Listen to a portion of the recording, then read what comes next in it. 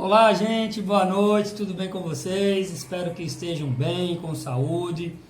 Nós estamos aí vivendo um momento difícil na história do mundo, né, digamos assim, mas tenho certeza que o Senhor tem nos dado escape. Como vocês sabem, nós estamos estudando a Bíblia em panorama e hoje chegou a vez do livro de Esté. Estudamos no encontro passado o livro de Neemias e vimos como o relato do livro de Neemias se encaixa com o relato do livro de Esdras. Embora tecnicamente o povo tenha sido libertado do exílio pelo decreto de Ciro, o rei da Pérsia, isso a gente viu lá no livro de Esdras, e no finalzinho também do livro de 2 Crônicas, na prática os judeus ainda estavam espalhados pelas províncias que antes eram dominadas pelos babilônios e agora estavam dominadas pelos persas. Então, a verdade é que ainda existia uma certa diáspora, um certo espalhamento dos judeus em todas essas regiões. O relato aqui do livro de Esté, diferentemente dos livros de Esdras e Neemias, que focam no retorno a Jerusalém, na verdade tem um enfoque, tem uma ênfase numa cidade chamada Suzã, que era uma cidade onde tinha a residência oficial de inverno dos reis persas, e mostra, na verdade, como Deus livrou o povo através da rainha Esté, rainha que inclusive dá nome ao livro que nós estamos estudando, dando origem inclusive, explicando a festa do Purim, que até os dias de hoje é comemorada pelos judeus e faz parte do calendário oficial dos judeus. Então, a proposta aqui é exatamente essa, a gente estudar em panorama o livro de Esté e entender quais são as aplicações para os nossos dias, conhecer um pouco mais desse livro da Bíblia. Antes disso, vamos orar, pedir ao Senhor que nos ajude e nos auxilie nesse propósito. Oremos. Pai Santo, Pai amado, nós te agradecemos, Senhor, pela porção da Tua Palavra. Que o Teu Espírito Santo nos conduza durante esse estudo e aplique em nossos corações aquilo que vamos ler aqui na Tua Palavra. Deus, nos faz entender, Senhor, que Tu estás no controle de todas as coisas, mas também que Tu nos usa para que bênçãos sejam alcançadas, não só por nós individualmente, mas pelo Teu povo. Assim oramos, agradecidos, no nome de Jesus. Amém. Gente, vamos lá. O livro de Esté é um livro que tem um autor desconhecido. Ele foi escrito ali entre o século IV e o século V antes de Cristo. A verdade é que a gente não tem uma data específica, embora nós tenhamos algumas ideias a partir de quando ele não poderia ter sido escrito. Não existe nenhuma influência grega, por exemplo, aqui no texto, e talvez vocês conheçam a história da Antiguidade, e que perto ali do ano 330 a.C., houve uma guerra bem descrita, bem caracterizada entre os persas e os gregos. Então, é muito provável que esse livro tenha sido escrito ainda no auge, realmente, do Império Persa. Provavelmente depois do reinado desse rei, que é descrito aqui, que é Assuero, ou Xerxes I. Xerxes é o nome grego, Assuero é o nome hebraico, mas ele tem uma data aí entre o século IV e o século V, é isso que alguns estudiosos adotam, entendem. O propósito do livro, principalmente, isso eu estou falando do ponto de vista histórico, para o judeu, não para um ponto de vista espiritual, que a gente vai chegar a entender, é narrar a origem da Purim, o início dessa festa, que é comemorada até hoje pelos judeus. Isso está descrito lá no capítulo 9, versos 20 a 32 do livro de Esté. É um livro que possui uma riqueza literária muito grande, porque o autor ele é versado no entendimento da literatura, e isso a gente pode ver na narrativa, na trama que ele desenrola com muita qualidade, com muito esmero. Nós vamos ver que ele faz contrastes o tempo todo dentro desse livro. O retrato inicial do rei, de um rei poderoso, lá no capítulo 1, versos 1 a 8, que tem grande poder, domina grandes extensões territoriais, mas que é incompetente, por exemplo, para governar a sua casa. Isso está descrito aí na recusa da rainha Vasti, nos versos 13 e 14 do capítulo 1, a comparecer diante do banquete que ele tinha dado. Então, é um rei poderoso, mas que ao mesmo tempo não consegue governar nem a sua própria casa. Isso está bem caracterizado. Vamos ver os contrastes entre aquele que planeja matar o povo judeu e destruí-los completamente, que é Amã, e na verdade sofre exatamente aquilo que ele queria aplicar aos judeus, morrendo inclusive da mesma forma que ele planejou que o Mordecai, que era o representante dos judeus, morreria.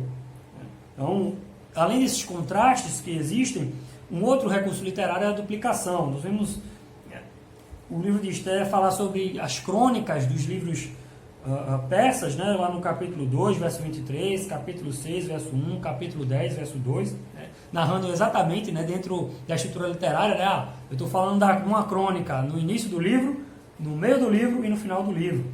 3 banquetes também seguindo essa mesma sequência. Um banquete no início do livro, no meio do livro e no final do livro. Né? O banquete primeiro que é dado pelo rei e pela rainha Vasti, depois por Esther, no capítulo 5, e no final, quando o povo judeu está comemorando o seu livramento. Então isso revela realmente uma afinidade do autor, do escritor, com os estilos literários.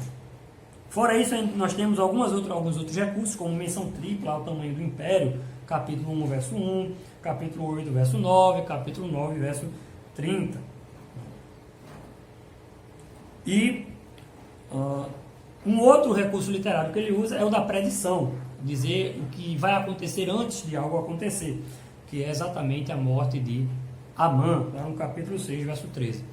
Utilizando aí no suspense, né, porque a gente vai ver que Esther usa uma estratégia, né, de suspense, inclusive, que deixa inclusive o leitor tenso para poder fazer o pedido ao rei Xerxes I ou Assuero.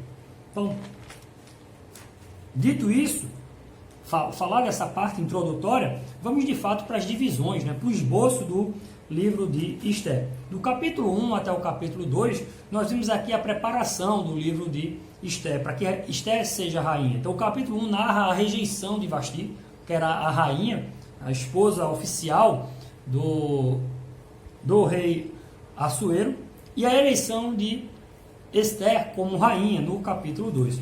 Dos capítulos 3 até o capítulo 8, nós vemos as disputas, tanto no âmbito político, quanto no âmbito pessoal, né? entre Esther, Mordecai, o rei Assuero e Amã. Né? Amã estando de um lado, Mordecai e Esther do outro, e o rei estando ali no meio dessa celeuma. Né? Então, existe aqui um embate político velado, né? Diríamos que é uma guerra fria, né? Envolvendo aqui essas duas alas. A ala que defendia os judeus e a ala que queria exterminar os judeus. Os capítulos 9 e o capítulo 10 narram, na verdade, o triunfo do povo de Deus, ou o triunfo do povo dos judeus, na verdade, sobre toda essa situação difícil que eles estavam enfrentando ali. Nós temos, né, vários pontos altos nessa narrativa, né? Mas o capítulo 6, na minha concepção, é o ponto da virada.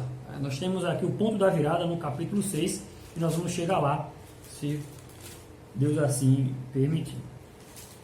Então, olha aí, a primeira narrativa está exatamente aí no verso 1 do capítulo 1. Nos dias de Assuero, o Assuero que reinou desde a Índia até a Etiópia, né, isso demonstra seu governo, sua expansão territorial, sobre 127 províncias. Naqueles dias, assentando-se o rei Assuero no trono do seu reino, que está na cidadela de Suzã, no 3º ano do seu reinado. Deu um banquete, olha o banquete aparecendo aí, como relato do início do livro de Esther, a todos os príncipes da Pérsia e da Média, né? E mostrou toda a sua generosidade, todo o seu poder. O verso 10 do capítulo 1 mostra a rainha Esther, digamos, se recusando a assistir o rei no banquete.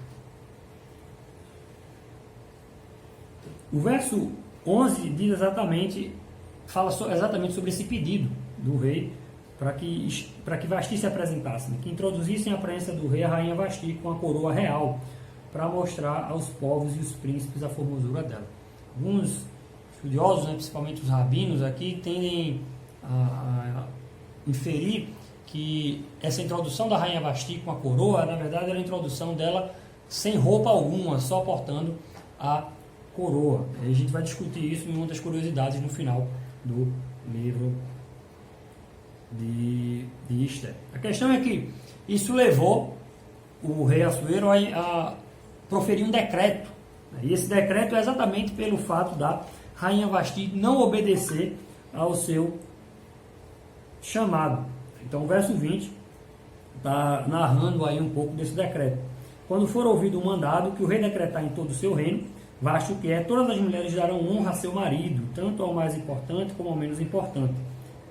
Isso é um conselheiro do rei dizendo para que ele emitisse esse decreto, para que as mulheres, ao saberem do exemplo de Vasti, não se rebelem e não assistam os seus maridos. É um claro exagero, mas uma decisão que depois o próprio rei, provavelmente, né, pela narrativa que a gente vê aqui no livro de Esther, viria a se arrepender. Né? Logo no capítulo 2, verso 1, a Bíblia diz aqui no livro de Esther que o rei se lembrou de Vasti, do que fizera, do que tinha se decretado contra ela.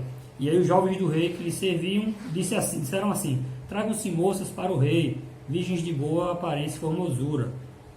Eles queriam de alguma forma alegrar o rei. Então esse relato reforça essa ideia de que esse ato precipitado do rei em emitir um decreto de que Vasti, por exemplo, jamais deveria ser introduzida à presença do rei, para que as mulheres temessem desobedecer os seus maridos, lhe pesou, ele percebeu que foi um decreto que tinha sido precipitado. É bom a gente notar aqui que, por exemplo, Heródoto, que é um historiador grego, fala que para entrar na presença do rei da Pérsia, era preciso ter autorização, ou ele chamando, ou ele estendendo o seu cetro para poder aceitar essa pessoa na sua presença. Muito provavelmente por conta do medo de assassinatos e tudo mais. Então, Vasti, provavelmente, morava em uma casa diferente da casa real e só vinha à presença do rei quando ela era chamada. E isso vai acontecer com Esther também. A questão é que esse decreto inicial aqui vai afetar a história de Esther, porque se esse decreto vale para todo mundo, vale também para Esther. A ponto de que se Esther desobedecer ou não respeitar o senhorio do seu marido sobre ela, ela estaria incorrendo, inclusive, em uma falta que poderia, inclusive, custar a sua própria vida. Então, o capítulo 2 narra exatamente essa eleição da rainha Esther.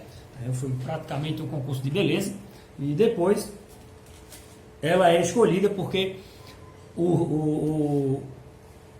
a sua beleza, a sua formosura, né, digamos assim, tinha levado ela a essa posição. Então, verso 17 do capítulo 2 mostra que o rei amou a Esther mais do que a todas as outras mulheres, e ela alcançou perante ele favor e benevolência mais do que todas as virgens.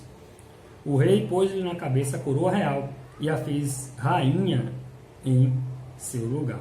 E aí existe um novo banquete para comemorar a coroação da rainha Esther. E tem um relato interessante no finalzinho, que é o verso 20, que eu queria que a gente pudesse ler também.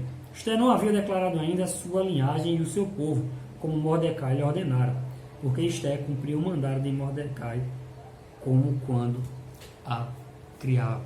O povo judeu, de alguma forma, queria se proteger, né? Mordecai queria se proteger e pediu para que Esther não declarasse, né? não dissesse que ela era de origem judia. Né? Esther era órfã de pai e mãe, e Mordecai era o seu tio,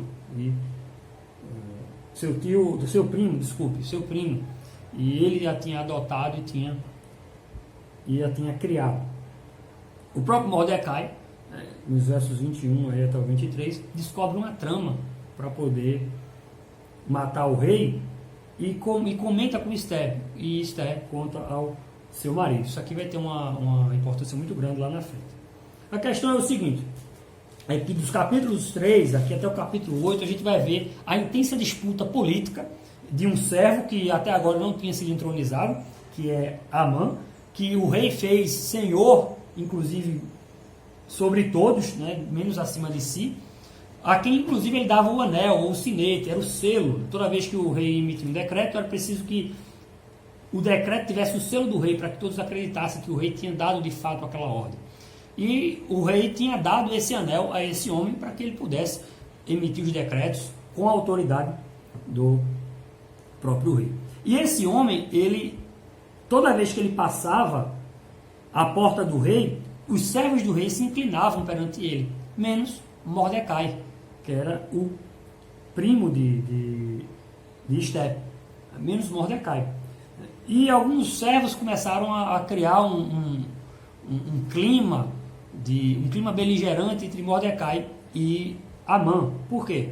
Foram conversar com Mordecai dizendo que você tem que se curvar. E ele disse que não. Por quê? Porque ele era judeu. Verso 4 do capítulo 3. Uma curiosidade, gente, é que a gente chega lá, é melhor. Melhor que a gente vai aproveitar mais. Eu espero que você fique aí com suspense. Vou usar a mesma técnica literária aqui do autor. E aí Amã ficou com raiva, né? Porque vendo pois Amã que Mordecai não se inclinava, nem se prostrava diante dele, encheu-se de furor. Porém, teve como pouco nos seus propósitos o atentar contra Mordecai, porque ele havia declarado de que povo era Mordecai. Por isso, procurou Amã destruir todos os judeus, povo de Mordecai, que havia em todo o reino de Assuero. Esse Amã, ele é um agagita. Existe uma descrição sobre o rei Agag, lá em 1 Samuel, capítulo 15, que ele era inimigo de Saul. Né? E, coincidências à parte, Mordecai era benjamita, era da tribo de Benjamim, a mesma tribo de Saul. E a gente tem aqui uma disputa, né, entre o povo de Deus e possivelmente um descendente dos Amalequitas, o povo em que Deus disse que haveria sempre guerra entre eles. E aí o que acontece? No verso 7 do capítulo 3, esse homem chamado Amã, ele usa algumas pedras, né, e lança sortes, né, que era comum naquela época que os destinos na cabeça daquelas pessoas já tivesse traçado e que pedras, runas ou quaisquer outras coisas dissessem qual a direção que eles deveriam ir. E o nome dessas pedras aqui, ou de lançar sortes, é o Pur. Né, Pur. E ele lança essas pedras porque ele queria lançar sortes para saber quando ele poderia destruir o povo de Israel. Então, no primeiro mês, que é o mês de Nissan, isso aqui é o calendário judeu, no ano 12º do rei Assuero, se lançou o Pur, isto é, sortes perante Amã, dia a dia, mês a mês, até o 12º, que é o mês de Adar. E a gente vai ver isso ainda no capítulo 3, que por conta de lançar sortes, e essas sortes caírem no mês de Adar, que é o 12º mês, no verso 13 nós vamos ver que é emanada uma ordem, porque Amã influencia o rei Assuero a emitir essa ordem, dizendo que existe um povo que não cumpre as leis, né? Esse povo é um povo judeu, e que ele exterminaria esse povo e que ainda renderia bons tributos, muito dinheiro ao rei. O rei disse, faz lá. Se você fizer, está feito. E aí ele convoca, né, e manda essas cartas como se fosse do próprio rei, para que no 13º dia, no dia 13 do 12º mês, que é o mês de Adar, lhe saqueassem os bens e exterminasse o povo judeu. Então o que acontece aqui? Nós temos agora um decreto, né, nós vimos que o primeiro decreto gerou tristeza no coração do rei, mas ele não pôde desfazer o decreto. Vasti ficou isolada para o resto da vida. E agora existe um decreto, porque embora Amã tenha sido astuto e tenha usado de ardis para poder decretar a perseguição do povo judeu, a ordem na verdade era do rei. Ninguém sabia que Amã tinha esse intento. Na verdade todos pensavam que era o próprio rei que estava decretando aquilo. Isso causou perplexidade na cidade, como a gente vê aí no verso 15. E o que acontece? Os judeus ficam atônitos. Como que eles vão se livrar dessa situação? E Mordecai fica triste, rasga as suas vestes, fica em pano de saco e cinza, e Esther vai procurar saber por que ele está assim. Comenta com Esther que ele está assim, e ele conta a Esther tudo o que aconteceu, que o povo judeu ia ser saqueado, e o ponto alto dessa narrativa, que mostra como agora Esther e Mordecai vão agir para defender o seu povo, está aí no capítulo 4, no verso 12 até o verso 17. Fizeram saber a Mordecai as palavras de Esther. Então lhes disse Mordecai que respondessem a Esther: não imagines que por estares na casa do rei, só tu escaparás dentre todos os judeus. Porque se de todo te calares agora, de outra parte se levantará para os judeus socorro e livramento, mas tu e a tua casa de teu pai perecereis. E quem sabe se para conjuntura como esta é que foste elevada a rainha. Então disse Esther que respondessem a Mordecai: vai, ajunta todos os judeus que se acharem em Susã e jejuai por mim. E não comais nem bebais por 3 dias, nem de noite nem de dia. Eu e as minhas servas também jejuaremos. Depois irei ter com um rei, ainda que é contra a lei. Se perecer, pereci. Então se foi Mordecai, e tudo fez segundo o que Esther ali havia lhe ordenado. Mordecai pediu para Esther interceder pelo povo. Só que Esther disse a ele: olha, entrar na presença do rei sem ser chamado é pena de morte, a menos que o rei use de misericórdia, use de mercê.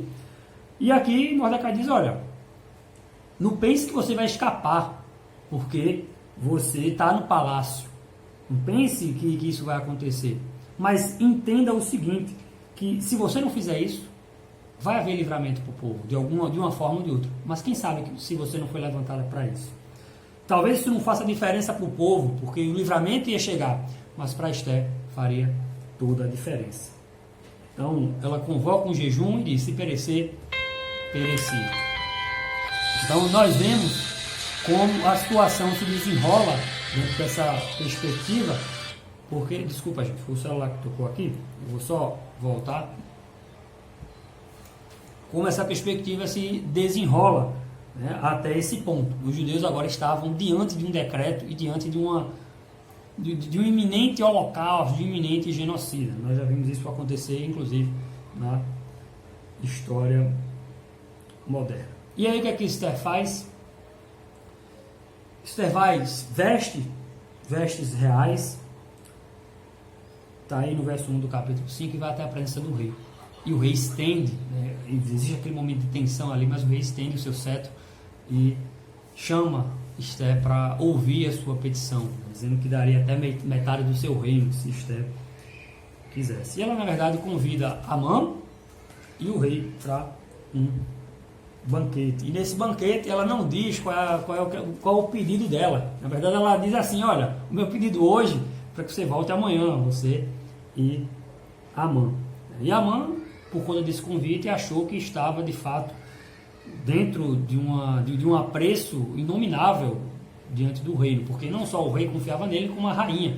E ele começa a narrar isso no verso 9 do capítulo 5 até o final desse capítulo, tentando dizer que ele é benquisto, de que ele é poderoso na casa do rei, a ponto da sua própria mulher, no verso 14, dizer a ele: faz uma forca e diz ao rei para enforcar Mordecai amanhã.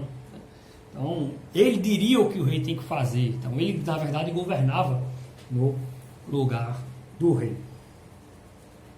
A questão é que, exatamente nessa noite, após o banquete, o rei não consegue dormir. E aí ele manda trazer os livros de memórias, ou as crônicas, o livro dos feitos memoráveis. Isso está escrito aqui na Bíblia. E o que é que você achou escrito lá? Exatamente o livramento que Mordecai deu ao rei quando descobriu a trama para assassiná-lo, que a gente viu lá no finalzinho aqui do capítulo 2. E ele pergunta: o que é que foi feito para esse homem que livrou o rei? Absolutamente nada. Numa noite de insônia, coincidentemente com o dia em que foi realizado o banquete e o dia que antecedia o pedido de Amã para enforcar Mordecai, o rei tem insônia e descobre que esse homem, Mordecai, foi responsável por salvar a sua vida. E olha que intrigante, e aqui é o ponto da virada que a gente comentou. O rei pergunta a Amã, o que é que se faz para alguém que o rei quer honrar? E Amã vai lá e diz o que é que tem que fazer, que tem que andar com as vestes do rei, ir para a praça pública, porque ele pensava que o rei estava falando dele, de Amã. E o que é que o rei diz? Perfeito, tudo isso que você disse, faça a Mordecai, a quem de fato ele queria matar. E aí, nessa virada, o capítulo 6 começa a mostrar que a sorte que esse homem lançou, na verdade, esse destino que ele acreditava que ia se cumprir com a morte dos judeus, ia de encontro aos propósitos eternos de Deus.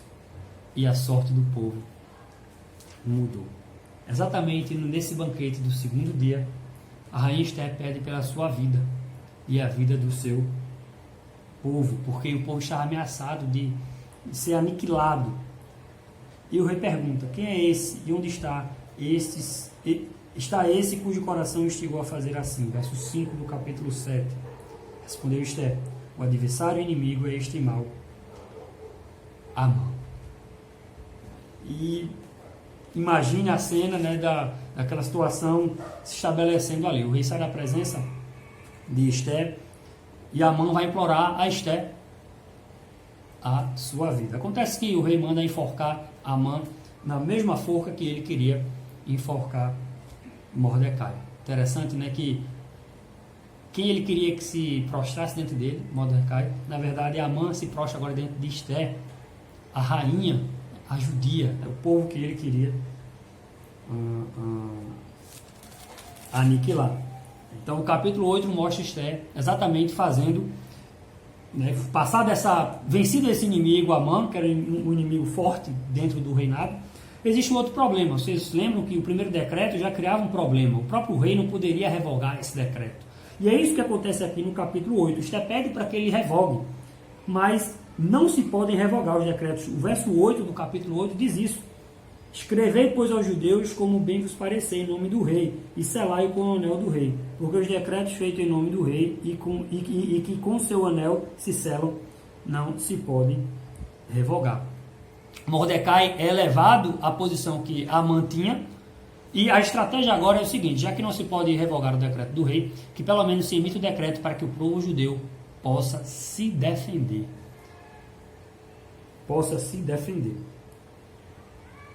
Então, verso 11. Nelas o rei concedeu aos judeus de cada cidade que se reunissem, verso 11 do capítulo 8, e se dispusessem para defender a sua vida, para destruir, matar e aniquilar de vez toda e qualquer força armada do povo da província que viessem contra eles. E aí, no verso 15, já nós vemos uma mudança completa, né? A simetria do livro é perfeita, né? A estrutura literária é perfeita. Lembra que quando o decreto do rei saiu, dizendo que o povo, o judeu, deveria ser aniquilado, Mordecai rasga as suas vestes, fica com um pano de saco e cinza. Agora, com esse novo decreto, ele, verso 15, saiu da presença do rei com veste real, azul celeste e branco, como também com grande coroa de ouro e manto de linho e púrpura. E a cidade de Suzã exultou e se alegrou. E em vez de perplexidade, houve alegria na cidade de Suzã. Por conta de Mordecai ser grande na casa do rei, capítulo 9, verso 4, e a sua fama crescia por todas as províncias, os poderosos ficaram com medo, né, de atentarem contra os judeus. Mas houve a luta e feriram, pois, os judeus a todos os seus inimigos, a golpes de espada, com matança e destruição. Fizeram dos seus inimigos o que bem fizeram.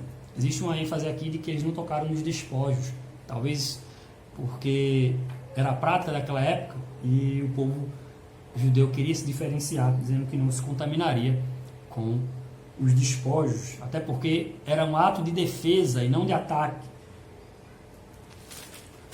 E o que acontece? A festa de Purim é estabelecida como liberdade. Purim, por quê? Porque a palavra Purim é o plural de pur, aquilo que a gente leu sobre lançar as sortes, a pedra ou as sortes. Então, a festa de Purim é estabelecida as sortes. No dia que o povo estava marcado para morrer, o povo sobreviveu. Aí os dias 14 e 15 do mês de Adar era comemorado como o dia do livramento do povo de Israel. E isso foi dito e o livro de Esther mostra que deveria ser repetida essa festa por todas as gerações, em memória, para que todos os descendentes a praticassem. Então, gente, nós vemos aqui que, embora as dificuldades tenham aparecido, o povo judeu não pereceu porque Deus os livrou. E eu estou falando isso porque tem uma curiosidade interessante. É que o nome de Deus não aparece no livro de Esther. Você pode procurar o nome de Deus no livro de Esther e você não vai encontrar. É o chamado Deus abscônditos, ou o Deus atrás das cortinas. Deus trabalhava não aqui claramente, não de forma patente, mas ele não tinha abandonado o seu povo. E nós vemos o ponto alto da atuação de Deus exatamente no capítulo 4, quando o jejum é proclamado, é convocado. O jejum vinha com oração. Nós vemos isso um ponto alto também no capítulo 3, quando a justificativa para Mordecai não se prostrar diante de Amã era ser judeu. O que é que ser judeu quer dizer que não pode se curvar? É porque o judeu adorava um único Deus, e só esse Deus deveria dar adoração. Era a expressão genuína da fé de Mordecai. Isso vai nos lembrar um pouco da história de Daniel também, e dos seus amigos.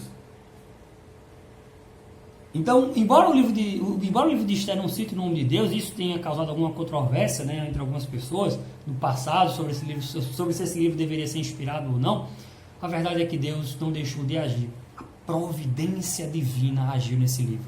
Eu me lembro muito do livro de Ruth, em que a providência divina, em que a sorte vai guiando os passos para conduzir o povo a um fim que Deus desejava. Ali, especificamente Davi, aqui a salvação de todo um povo. Como é que a gente pode ver Cristo nas páginas do livro de Esther? Jesus Cristo foi perseguido no seu estado de humilhação. O que é o estado de humilhação? É o estado em que Cristo se fez homem e foi perseguido pelos seus inimigos aqui na terra. Ele foi perseguido, mas ele venceu a morte e senta-se à destra de Deus Pai. Então, Cristo aparece aqui em figura, no próprio povo judeu. O povo judeu foi perseguido, foi injuriado, tentaram aniquilá-lo, tentaram matar o povo judeu, mas o povo judeu sobreviveu. Tentaram matar o autor da vida, mas nem as ânsias da morte puderam amarrá-lo, ou puderam deter. Ele ressuscitou e está vivo. O povo judeu aqui estava separado do seu rei, viviam dentro de uma monarquia ímpia. Nós andamos também afastados do nosso rei, vivemos um mundo secularizado, que é o que acontece aqui no livro de Esther. Eles estão habitando em um lugar onde existem deuses estranhos, governantes ímpios, e embora separados do nosso rei, nós devemos continuar a louvá-lo, devemos continuar a cumprir os seus mandamentos e a professar o seu nome. Então, nós vemos aqui como Cristo se manifesta dentro desse livro de Esther. Vão ter algumas perguntas que eu preparei para que vocês possam responder aí no quiz. Daqui a pouquinho, se vocês assistirem, vão estar disponíveis aí para vocês responderem. E eu queria trazer algumas aplicações. A primeira é o seguinte, e essa é a revelação no Novo Testamento. Assim como os judeus celebraram na Purim com banquete a sua salvação, assim também será no final, quando o nosso rei se manifestar. Mateus capítulo 8, verso 1 e Apocalipse 19, verso 9. Nós estaremos convidados para o banquete, para as bodas do Cordeiro. Isso aponta perfeitamente para a libertação final dessa natureza pecaminosa, desse mundo ímpio que jaz no maligno e o estado de alegria para sempre. E algumas aplicações. Os cristãos devem entender que o que algumas pessoas chamam de sorte, o que os ímpios chamam de sorte, na verdade é expressão da providência divina. 2. Devemos manter nossa fidelidade aos mandamentos do Senhor. Como pode prevalecer o que é correto quando quem age corretamente não tem poder algum? Lembra de Mordecai? Como pode? Devemos permanecer fiéis aos mandamentos de Deus, ainda que não tenhamos poder para modificar as coisas e ainda que soframos perseguição e achaques por conta disso. Embora o destino, como acreditava Amã, já havia sido traçado, qualquer destino que vá de encontro aos decretos eternos e os propósitos traçados por Deus, todos esses destinos são mutáveis. A única coisa que é mutável são os decretos de Deus e Ele mesmo.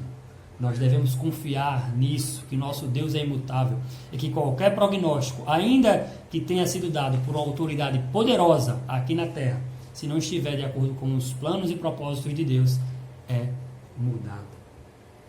A oração e o jejum. Nós vimos aqui no livro de Esté que a oração e o jejum foi convocado para que o povo estivesse diante de Deus, se humilhando, pedindo por um livramento.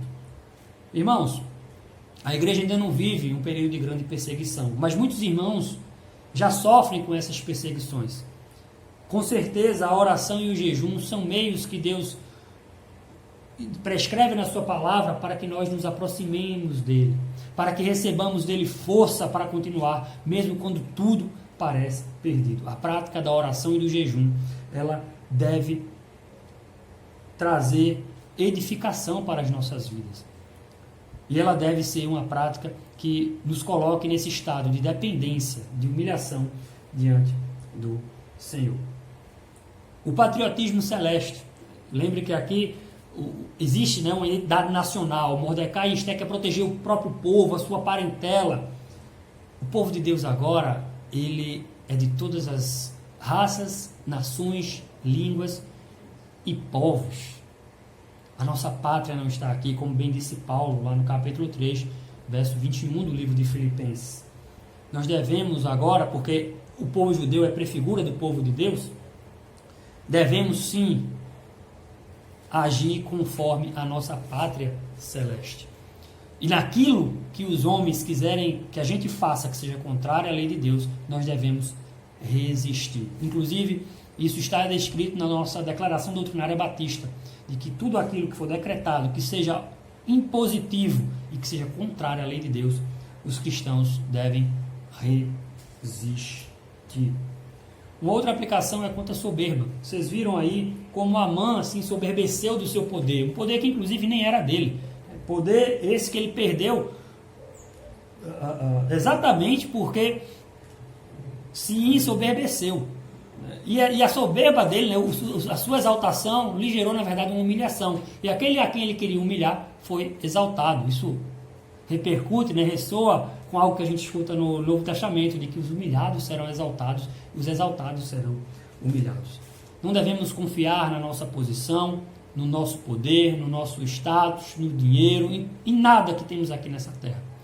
Devemos confiar apenas em Deus.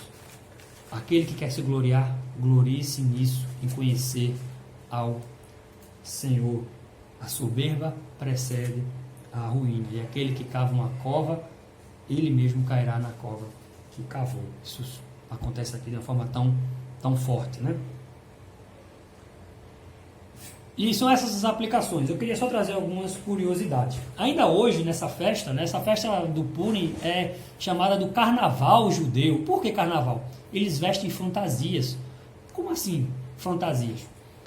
Da mesma forma como Deus está aqui escondido atrás das cortinas, como Esté não declarou logo quem ela era, ela usou trajes reais para poder chegar até o rei, Mordecai rasgou suas vestes, depois vestiu vestes reais quando toda a dificuldade foi passada. Eles entendem que, da mesma forma, a festa do Purim deveria ser comemorada assim, para lembrar que muitas vezes, que nessa situação do povo de Israel, eles precisavam estar ali, por trás de uma máscara, se desenvolvendo antes de declarar quem de fato eles eram, digamos assim, um esconderijo, né? Eles estão se escondendo, quem eles são para poder sobreviver. Então, dentro dessa perspectiva, eles chamam do carnaval judeu. Uma outra curiosidade é o seguinte, é que essas fantasias também servem como meio para que eles possam fazer boas ações, ou o que eles chamam de justiça social, que é o tzedakah. Então, usar as vestes, as máscaras, ajudam a prática dessas boas obras sem que ninguém saiba quem está ajudando, ainda que a pessoa saiba que é Deus quem está ali provendo todas as coisas. E celebrar a Purim é considerado pelos judeus uma mitzvah, ou seja, um cumprimento de um dos mitzvot, que são os mandamentos, os 613 mandamentos que eles acreditam que Moisés recebeu de Deus. E a última curiosidade é o seguinte, Amã conta a história na tradição judaica que ele tinha uma orelha meio pontuda, e na festa do Purim tem um doce que eles fazem, geralmente com recheio de uva, que se chama Osnei Amã, que é triangular, é bem parecido com a esfirra, só que a esfirra é salgada, né? Que representa a orelha de Amã. Osnei Amã significa exatamente isso, orelha de Amã. Eles comem, digamos assim, a orelha de Amã. E todas as vezes que o livro de Esther vai ser lido no Purim, quando o nome de Amã vai ser pronunciado, eles utilizam instrumentos parecidos com vuvuzelas, recorrecos, para vaiarem, para não ouvirem o nome de Amã. Bom, meus irmãos, eu espero que vocês sejam edificados por essa mensagem, que Deus abençoe vocês profundamente e que nós aprendamos com esse livro de Esther, que Deus está no controle de todas as coisas. É Ele quem traça o destino da história. É Ele que muda os destinos que parecem improváveis. Que Deus te abençoe e até o nosso próximo encontro.